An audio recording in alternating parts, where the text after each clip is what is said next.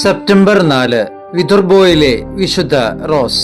വിദർഭോയിൽ ദരിദ്രരും ഭക്തരുമായ മാതാപിതാക്കന്മാരിൽ നിന്ന് ജനിച്ച റോസ് ബാല്യത്തിൽ തന്നെ വളരെ വിശുദ്ധിയുടെ ഉടമയായിരുന്നു. 7-ാം വയസ്സ് മുതൽ റോസ് പ്രായശ്ചിത്തങ്ങൾ അനുഷ്ഠിച്ചു തുടങ്ങി.